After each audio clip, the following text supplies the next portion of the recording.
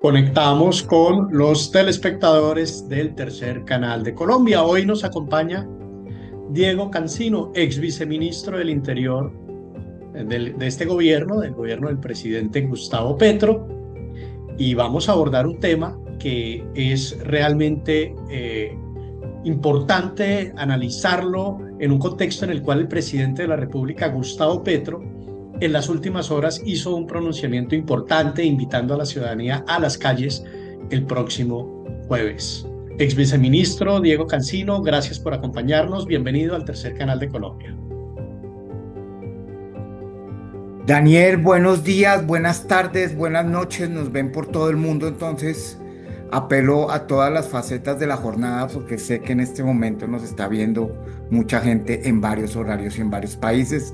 Al tercer canal también los saludo y a quienes nos ven en tercer canal, gracias por esta invitación. Durante su gestión como viceministro del Interior, Diego Cancino, ¿cómo describiría la relación del gobierno Petro con los principales partidos de oposición? Que ya sabemos cuáles son, ¿no? Centro Democrático, en fin. ¿Cómo fue esa relación cuando usted fue viceministro del Interior? Yo ahí sí tengo una posición mucho más fuerte que la que acabo de decir, Daniel. Es decir, en este momento yo creo que estamos en una circunstancia donde un horizonte común trasciende los intereses particulares y es que Colombia siga en la senda de acabar la pobreza, la desigualdad y garantizar la justicia social, que es un mandato constitucional, no es solo un mandato de Petro, es un mandato constitucional y eso es claro. Pero la relación con los partidos de oposición, yo debo decirlo, yo estaba como viceministro en plena discusión de la reforma a la salud. Y en ese momento, mi posición, que me quisieron callar ahí al interior de ese ministerio, y yo no me callé porque mi presidente era Gustavo Petro, y mi presidente dijo acá hay que hacer constituyentes populares, es decir, deliberación amplia en todos los territorios, para que se interiorice la Constitución y se abandere vía deliberación esas causas y transformen este país de manera estructural. ¿Por qué? Porque allá en el Congreso no la vamos a lograr. Y ¿Considera usted, efectivamente no se lo... perdón que lo interrumpa, Diego, pero en ese contexto, ¿considera usted que la oposición cumplió su papel de control y fiscalización o actuó más por un interés político que por criterios técnicos? Yo creo que no hubo ni interés político ni interés técnico. Yo creo que la Entonces, ¿cómo Comisión actuó la Séptima del oposición? ¿Cómo Senado, lo califica la usted desde mayoría, esa ya le experiencia? explico, Daniel, ya le explico, ya le explico. No hubo ni interés político ni interés técnico. El 60% de la Comisión Séptima del Senado fueron financiados por grandes empresas de salud y que son las que sostienen las EPS de este país. Sus campañas fueron financiadas directamente y así lo demostró el senador Wilson Arias. Luego, entonces, aquí había un interés económico muy fuerte que sustentaba ese voto. Mire, Guillermo Alfonso Jaramillo y el ministro Velasco, en ese momento, en ese entonces, defendieron, y el ministro de Salud, Guillermo Alfonso Jaramillo, defendió de manera muy contundente, con argumentos irrefutables, por qué la reforma a la salud era necesaria. Se podían ajustar cosas, pero es que no nos olvidemos que tumbaron sin deliberación alguna esa reforma. Es decir, ni siquiera abrieron el espacio a la discusión. La tumbaron. En algunos casos ni siquiera iban y no había quórum. Hacían boicot. Y en el último caso, ni siquiera permitieron la discusión del proyecto. Que eso es absolutamente infame y que nunca ha pasado en la historia de este país. Porque el Congreso está hecho para discutir los proyectos y después votarlos. Entonces, acá, en ese proceso de la reforma laboral, de la reforma pensional, de la reforma a la salud, pues tiene sentido en ese contexto de este Congreso que se apele a las constituyentes, que se apele a la movilización popular. Es que no olvidemos que la reforma laboral revivió por la fuerza popular y deliberativa de Colombia, motivada por el presidente, por las centrales sindicales de este país y por la ciudadanía indignada que dijo, ¿cómo nos van a arrebatar los derechos laborales que por primera vez nos están empujando desde este gobierno? Y esa movilización popular fue la que logró revivir el debate de la reforma laboral que ya estaba hundida. Entonces, acá hay una discusión muy de fondo frente a lo que tú preguntas y es, este Congreso, y termino con esto, Daniel, tiene que cambiar. Este Congreso, estamos próximos en menos de un mes a unas elecciones donde no podemos elegir a los mismos y a las mismas, porque esos mismos y mismas están empotrados en intereses económicos y no están hechos para garantizar los derechos, la equidad, la paz de la gente de Colombia, que es la que más sufre en los territorios de la Colombia profunda, en los barrios populares. Ese estrato 1 y 2, que es la mayoría de gente, pues no le interesa a esta gente. Y como votemos, vamos a ver si cumplimos la Constitución o intensificamos la desigualdad y los derechos económicos de unos cuantos dueños de este país. Le voy a voltear el tema y le voy a voltear la misma pregunta, ex viceministro Diego Cancino, frente a los bloqueos legislativos y desacuerdos políticos que se han puesto de moda a lo largo del gobierno del presidente Gustavo Petro, donde además la mayor parte de los medios de comunicación privados están aplaudiendo a una oposición sin soportes técnicos, sin propuestas, simplemente para generar inestabilidad democrática. ¿Qué estrategias empleó su oficina cuando usted fue viceministro del Interior para mantener un diálogo y un consenso con la oposición que no ha dejado gobernar al presidente Gustavo Petro? Mire, Daniel, yo le voy a ser sincero, y a quienes nos ven y a quienes nos escuchan. Yo en el viceministerio estuve 5 o 6 meses, y ahí hay una cosa que hay que decir de manera muy clara. La gran alianza que nosotros hicimos, nuestros grandes aliados, fueron la ciudadanía, pero la ciudadanía no en abstracto, ¿sí? Los jóvenes y las mujeres de La Paz al lado de Valledupar, los jóvenes y las mujeres y los hombres también de los consejos comunitarios de Chocó y de Quibdó y de Río Sucio, los jóvenes, las mujeres, los viejos, las viejas en Guaviare, los de economía popular en Guaviare, pero también de todo el territorio de Colombia. ¿Por qué? Porque ahí lo que nosotros estábamos nutriendo eran las discusiones diversas que alimentaban las deliberaciones para hacer esas constituyentes por la paz y por las reformas sociales. Claramente yo discutía y siempre honré a la oposición y les di toda la dignidad, es decir, nunca irrespeté a todos los debates, iba y daba los debates como eran. Pero acá hay un tema, Daniel, que hay que tener en cuenta. Y es que cuando tú das un argumento va, argumento viene, que fue por lo que yo me formé acá y por lo que estoy en política gracias a Santanas Mocus, de la deliberación del argumento va, argumento viene, eso es muy importante. Pero cuando tú estás ahí en la Comisión Séptima, das argumentos. Pero cuando el argumento a ti no se te tiene en cuenta legítimamente, porque tú ya sabes ex ante y a priori la posición del otro por sus intereses, pues ahí la deliberación no tiene mucho sentido y necesitas transformar estos conflictos y estos intereses de otra manera y de manera democrática, de manera legal y no violenta, pero de otra manera, para generar esos cambios que son necesarios. Entonces yo siempre garanticé, todas las discusiones estaban. Cuando me hacían derechos de petición, respondíamos. Todos los argumentos llegábamos. Es decir, viceministro, mirando atrás, ¿usted hubiera hecho las cosas de una manera distinta a como las hizo? ¿O las volvería a hacer de la misma manera como las hizo? Frente al tema del manejo político, Daniel, con la oposición. Yo las haría exactamente igual, pero de manera mucho más profunda. Hace unas horas conocimos que la ANDI se suma también al llamado del presidente Gustavo Petro.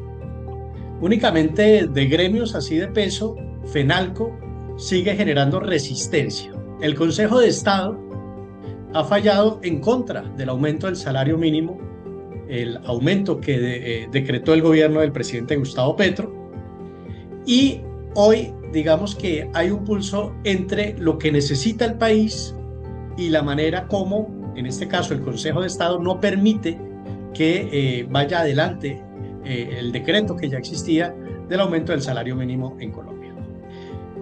Diego Cancino, ¿cómo poder interpretar la narrativa que existe por parte de sectores de la oposición en Colombia y también la instrumentalización de la justicia para no dejar gobernar?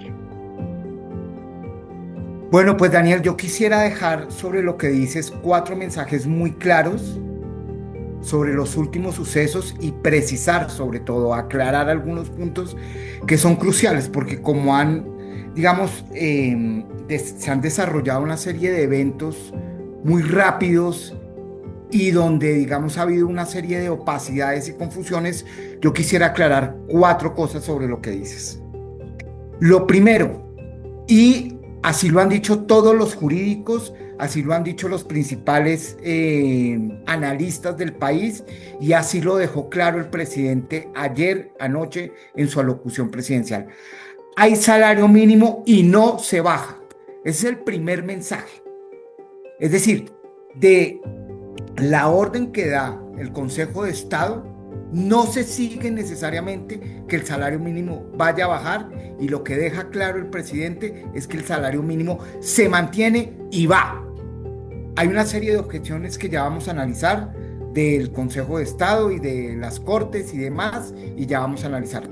Lo segundo que me parece muy importante de la declaración de ayer del presidente es que nos convoca a un pacto por la vida, a un pacto por la vida entre los diálogos entre los diferentes. Es decir, aprovechamos este conflicto para llegar a un acuerdo sobre la vida digna, y para intensificar la justicia social, que no es otra cosa que intensificar la Constitución que nos rige en este país. Es decir, nuestra norma de normas debe ser la prioridad, y eso es lo que dice el presidente, y para cumplir esa norma de normas, el presidente nos invita a un pacto por la vida y por la vida digna. Tercer punto, muy rápido, Daniel, tú lo has dicho, movilización social este jueves a las 4 de la tarde en todas las calles, en todas las plazas, en todas las veredas, en todos los barrios de este país.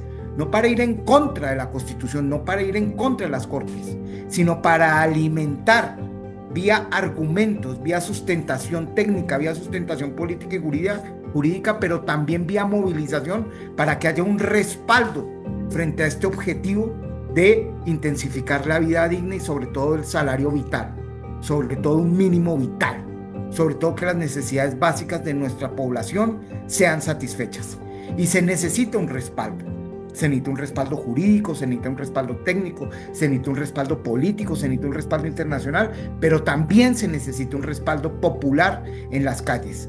Y lo último, Daniel, a mí me alegra profundamente la sensatez de Bruce McMaster. Bruce McMaster a mí me parece que es un tipo muy sensato, que le ha apostado a la paz. Le debemos que haya reunido a los empresarios alrededor de la paz en el proceso de paz que tú y yo y mucha gente acá respaldamos. Pero Bruce McMaster había estado en una actitud muy crítica, a veces muy ácida, y ha cambiado esa actitud y ha dicho de manera muy sensata: respaldamos ese mínimo vital porque no podemos fregar a nuestros trabajadores y trabajadoras. Sí. Nosotros lo que vamos a hacer es garantizar una vida digna y de esa manera un desarrollo de este país. Ex viceministro Diego Cancino, ¿qué tan frecuente es que decisiones de la política nacional, de la política económica puntualmente, no de la política en general, de la política económica de Colombia o de la política laboral, sean revisadas por la justicia administrativa en Colombia, en este caso por el Consejo de Estado, y qué antecedentes existen frente a un fallo como el que emite el Consejo de Estado contra el salario mínimo o el salario vital, como lo llama el presidente Gustavo Petro?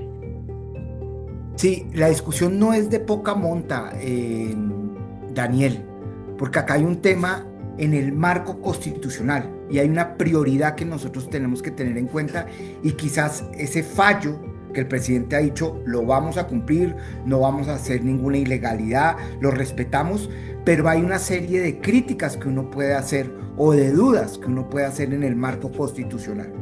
Lo primero, Colombia es un estado social de derecho, es decir, tiene una prioridad Colombia, que es la justicia social. Y dentro de la justicia social está el artículo 53 de la Constitución, que habla de un mínimo vital, que habla de un salario vital. Ese salario vital tiene que estar anclado, tiene que estar empotrado en una serie de condiciones. Y es que hay que garantizar unas necesidades materiales, unas necesidades básicas. Y eso es fundamental a la hora de plantear este tipo de situaciones. Tiene que haber una serie de igualdad de oportunidades. Tiene que haber, dice ese artículo de manera muy clara y contundente, que La libertad formal es importante en un Estado de Derecho, pero la libertad material es mucho más importante. Y este tipo de circunstancias tienen que ser la prioridad a la hora de pensar. Y esa fue la prioridad del presidente, del Ministerio de Hacienda, del gobierno nacional en general. Y es generar un salario vital para generar un mínimo vital y de esa manera garantizar las necesidades básicas que son un horizonte constitucional. Luego entonces tecnicismos específicos pues son importantes, pero no pueden estar por encima de un mandato constitucional. El tecnicismo es fundamental, son las condiciones necesarias, las vamos a cumplir, pero no se puede ir por encima de ese mandato constitucional que es el que está ordenando este salario mínimo vital que ha hecho por primera vez el presidente y este gobierno nacional. Entonces, ahí hay una discusión muy importante, Daniel, frente a lo que tú dices, y es, claramente los argumentos son importantes, claramente las objeciones hay que tenerlas en cuenta, pero frenar un salario mínimo que conduce, que es corolario, que se sigue de la Constitución, pues no deja de ser contraproducente y en algunos casos, bajo algunos analistas, irresponsables, porque el salario mínimo vital sigue, los 2.100.000 pesos, incluido el subsidio de transporte, siguen, pero eso genera pánico, genera opacidades, genera discusiones innecesarias, la gente se preocupa, los vigilantes, las empleadas domésticas remuneradas, quienes ganan el mínimo, claramente se preocupan y generan un pánico innecesario. Un pánico que está cuestionando un mandato constitucional y que cumple a cabalidad el presidente de la República y el gobierno del cambio.